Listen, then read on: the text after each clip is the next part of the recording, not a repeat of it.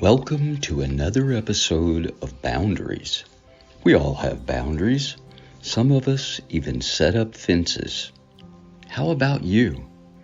God's boundaries for our lives are meant to give us direction for our purpose. They keep us on His path, the path we were created to follow.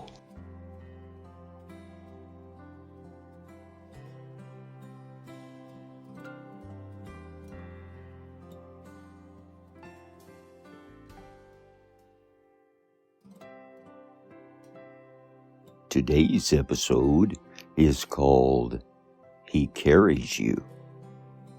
No burden is too big for Jesus. Perhaps that is what brought you here, your burdens. Well, He doesn't just carry our burdens, He also carries us when we cannot carry ourselves. Today's scripture is Matthew 18:12 through 14.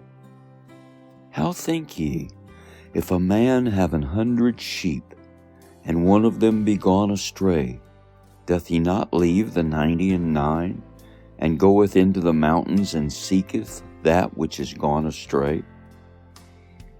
And if so be that he find it, verily I say unto you, he rejoiceth more of that sheep than of the 99 which went not astray. Even so, it is not the will of your Father, which is in heaven, that one of these little ones should perish. God's love is not the same as our love. He loves with a supernatural love. He cares with a supernatural caring. He knows your heart. He knows your capabilities, your wants, and your desires. That is the very thing that makes Him capable of leaving the 99 and going after the one that is lost. You and me. He will seek us out wherever we have gone.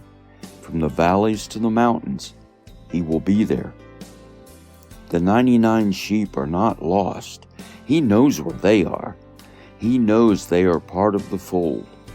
He knows when He comes back, they will still be right where He left them.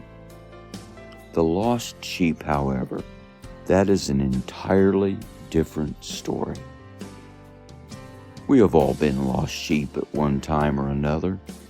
Many years ago, so long ago it seems like a different lifetime, I was playing in a rock and roll band and touring the nation. I had been raised in the church with a father for a pastor and a mother who was ordained into the ministry. I knew scriptures. I knew the Bible. I knew the love Mom and Dad showed me. I was still lost. I got involved in drugs, as just about everyone I knew did. In high school, I did not even know what marijuana was. Before my freshman year in college was over, I was getting high every day and doing LSD also. I can see where God gave me opportunity after opportunity to come to Him, to not be lost, but to return to the fold on my own, to just walk in and say, "Shepherd, please forgive me." But I did not do that. Nope, not me. I had to make it difficult. Without a burning bush moment, I refused the calling of Jesus. But He knew where I was. He knew what would bring me to my knees. Then He acted. One evening, I took some LSD. I had taken it so many times, and it was my drug of choice. It took me out of the reality of this life and put me in the Wizard of Oz. This night, it put me in the pit of hell. I thought I died.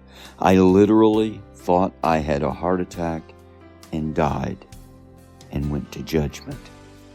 Jesus was on one side of me, and the devil was on the other side of me. I had to answer questions about my life and what I had done.